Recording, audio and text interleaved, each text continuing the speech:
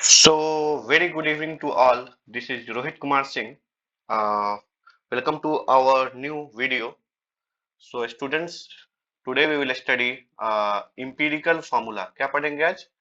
Empirical formula. So, molecular formula क्या होता है? आपको बेसिक आइडिया है? ओके? So, molecular formula क्या होता है, फ्रेंड्स? Molecular formula क्या होता है? The molecular formula represents actual number of atoms. कितने एटम्स हैं किसी भी कंपाउंड में?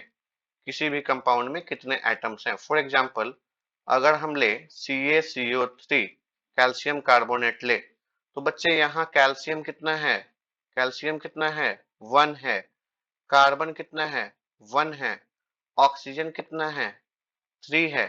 अगर हम यहाँ एटम्स का टाइप देखें, एटम्स का टाइप देखें तो 1 2 3 टाइप्स ऑफ एटम्स हैं। बट अगर हम एटम्स का नंबर देखें तो कितना है total? 3 1 4 and 5। Means total number of atoms 5 है और टोटल टाइप्स ऑफ एटम्स 3 है।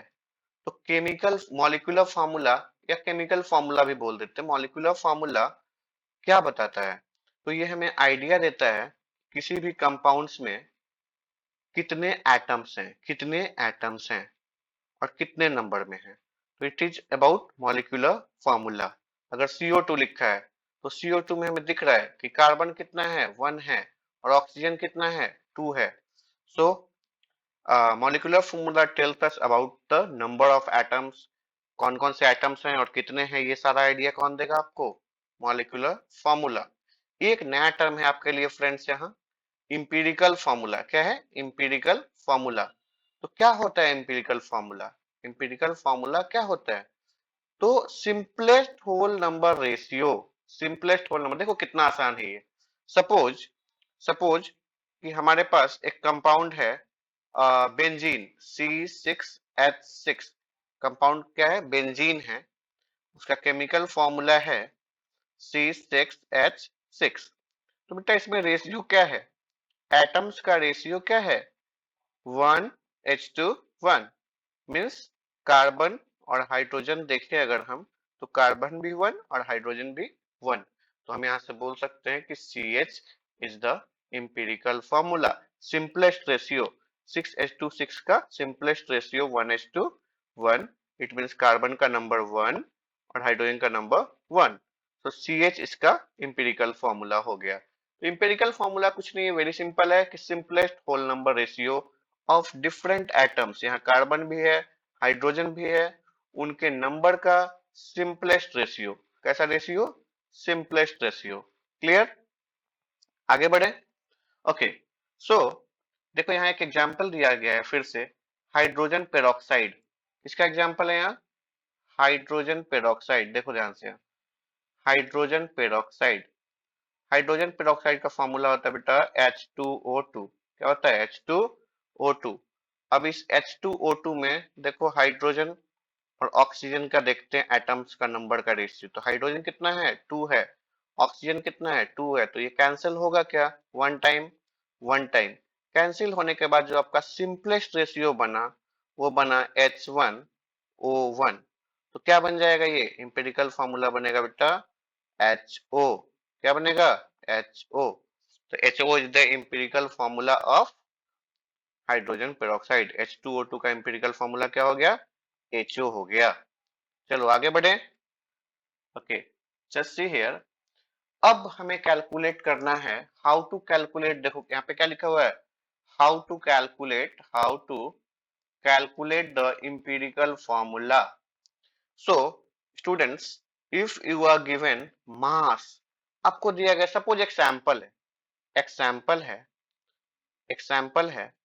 सैंपल में सपोज आपका कार्बन है और हाइड्रोजन है। क्या है? कार्बन है और हाइड्रोजन है। कार्बन सपोज 40% है। कार्बन कितना है? 40% है और हाइड्रोजन 60% है। ठीक है। तो अब ये जो परसेंटेज दिया हुआ है ना, इस परसेंटेज, तो अगर 100 में इतना है, 60 है हाइड्रोजन और 40 है कार्बन, तो हम पहले ये चेक करेंगे कि 100 में कितना ग्राम है। तो यहाँ पे 40% मीन्स कि 100 ग्राम में 40 ग्राम क्या है? इस पूरे सैंपल को हम कितना कंसीडर करेंगे? 100 ग्राम। तो उसमें 40 ग्राम क्या हो जाएगा? कार्बन। और 60 ग्राम क्या हो जाएगा, हाइड्रोजन। सो हमने फर्स्ट स्टेप में क्या करेंगे, परसेंट टू मास, मींस जो आपका परसेंट दिया हुआ है उससे मास पता कर लेंगे। अगर 80% है तो 80 ग्राम, 40% है तो 40 ग्राम। ओके, नाउ सेकंड स्टेप है बच्चे, सेकंड स्टेप है कि मास टू मोल। मास टू मोल कैसे कन्वर्ट करेंगे, तो आपको पता है कि number of moles is equal to given mass, given mass, given mass जो भी है आपका, divided by molar mass, molar mass. Okay, आप मोलर मास आप कैलकुलेट करना जानते हैं, है ना। तो मोलर मास जैसे फॉर एग्जांपल अगर हम CO2 लें, CO2 लें तो CO2 का मोलर मास कितना होगा, 12, कार्बन का 12 प्लस 2 इंटू 16, ये आ जाएगा 44 ग्राम पर मोल, ग्राम पर मोल। सो अब हम इसको मोल कैलकुलेट करने के लिए जो भी मास आया हमारा 40 ग्राम, उसको किससे डिवाइड कर देंगे, उसके एटॉमिक मास से। तो यहां से क्या आ जाएगा, मोल आ जाएगा। थर्ड स्टेप क्या है, डिवाइड बाय स्मॉलेस्ट। अब डिवाइड करने के बाद सपोज मोल आया, एक का आया 2 और एक का आया 1.5, जस्ट सपोज कि कार्बन आया 2, इसको इससे मैं कैलकुलेट नहीं कर रहा हूं, बस एक हिंट दे रहा हूं कि कार्बन 2 आया और हाइड्रोजन आ गया सपोज 1.5। तो इस केस में इसको होल नंबर में कैसे कन्वर्ट करेंगे, इस दोनों को किससे मल्टीप्लाई कर देंगे, 2 से, तो ये हो जाएगा 4 और ये हो जाएगा 3। तो यहां से बन जाएगा C4H3। एग्जाम्पल है ये इसका सॉल्यूशन मत समझ लेना, ये 40-60 वाला नहीं है, ये जस्ट मैंने बताया कि अगर ऐसा आ गया तो क्या करेंगे। लास्ट में हम उस नंबर को किस में कन्वर्ट कर देते हैं, होल नंबर में। लास्ट में नंबर कैसे कन्वर्ट करते हैं, होल नंबर में। कैसे, आपने देखा, मल्टीप्लाई करके। ये आपको बेटर समझ आएगा एक एग्जांपल की हेल्प से, तो just see an example. Okay, एक एग्जांपल देखते हैं बच्चे।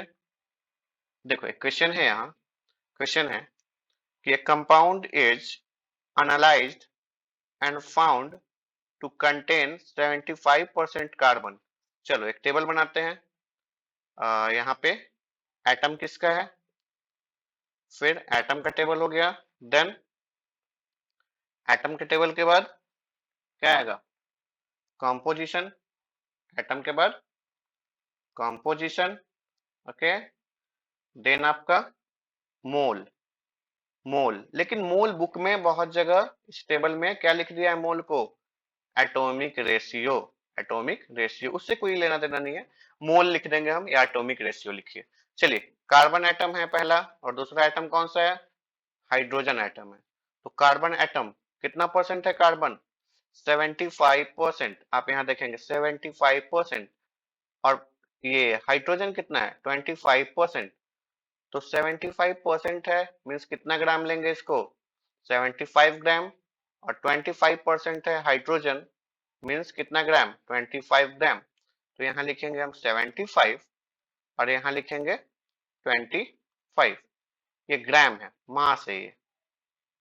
अब मोल निकालेंगे इसका, तो मोल कितना हो जाएगा, 75 बाई कार्बन का मास कितना गिवन है यहाँ, 12.01, 12.01 इक्वल्स। अब इसको डिवाइड करेंगे और हाइड्रोजन के मोल के लिए क्या करेंगे, मास given mass by molar mass. Hydrogen का मास कितना होता है, 1 होता है, बट यहाँ 1.01 गिवन है, तो हम 1.01 यूज करेंगे। ओके, तो जस्ट सी स्टूडेंट्स, 75 को अगर हम 12.01 से डिवाइड करें तो ये आएगा 6.244244, और अगर हम 25 को डिवाइड करें 1.01 से तो ये आएगा 24.75, 24.752। अब यहाँ से आपको कॉम्प्लेक्स लग रहा होगा थोड़ा कि अब क्या करें, ये तो पॉइंट वगैरह में आ गया, बहुत ही मुश्किल है।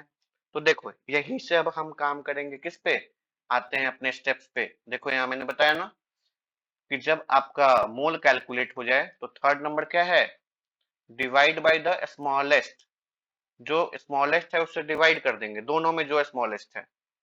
तो दोनों में कौन सा स्मॉलेस्ट है देखते हैं यहाँ, दोनों में कौन सा स्मॉलेस्ट है? तो आपका स्मॉलेस्ट कौन सा है? 6.244। तो इसको किससे डिवाइड करेंगे? इसी से डिवाइड कर देंगे, 6.244 से। और इसको भी, दोनों में स्मॉलेस्ट तो अपना 6.244 ही है, डिवाइड कर देंगे। जब हम डिवाइड करेंगे 6.244 से, तो ये आ जाएगा बच्चा, ये आ जाएगा 3.96, 3.96। और ये तो 1 ही आ जाएगा ना कैंसिल होके, ये 1 आ गया। अब देखो, हम ज्यादा अप्रोक्सीमेशन तो नहीं ले सकते हैं, लेकिन 3.96 को हम ऑलमोस्ट 4 कंसीडर कर सकते हैं, इससे कोई प्रॉब्लम अराइज नहीं होगा। लेकिन यही 3.8 होता तो हम इसको 4 नहीं लेते। अब देखो यहाँ, चलो इसको क्या कंसीडर कर लेंगे? 4। तो कार्बन का नंबर कितना आया? कार्बन के सामने देखो यहाँ, कार्बन का नंबर कितना आया? 1। और यहाँ हाइड्रोजन का नंबर कितना आया? 4। तो यहाँ से क्या बनेगा? सी कितना है? 1 है। और H कितना है? 4 है। तो यहाँ से फॉर्मूला बन जाएगा आपका CH4। मीन्स इसका इंपेरिकल फॉर्मूला कितना हो गया? CH4। ठीक है। तो इट मीन्स कि CH4 के केस में मॉलिक्यूलर फॉर्मूला और इंपेरिकल फॉर्मूला सेम होगा, क्योंकि 1:4 का अगर हम सिंपल रेशियो भी ले तो कितना आएगा? 1:4 ही आएगा, है ना? तो यही इसका एम्पिरिकल फार्मूला भी हो जाएगा और यही इसका मॉलिक्यूलर फार्मूला भी हो जाएगा। Okay, so if you like this video, then just subscribe my channel and press the bell icon for further updates. Question number 2 बेटा आप खुद सॉल्व करेंगे, you will solve it, okay. और इसका आंसर आप कमेंट में बताएंगे कि क्या आया है आपका formula. Okay, so best of luck for your future. And one more thing, ICSC के एग्जाम में, आईसीएससी के एग्जाम में स्पेशली ये 3 मार्क्स में ये क्वेश्चन आता है, 3 मार्क्स में बोर्ड्स में आता है, 10th बोर्ड्स में। और अगर हम बात करें सीबीएसई की, तो सीबीएसई के 11th में, सीबीएसई के 11th में यहाँ से क्वेश्चन आता है। ठीक है, okay, best of luck, see you all tomorrow, bye bye.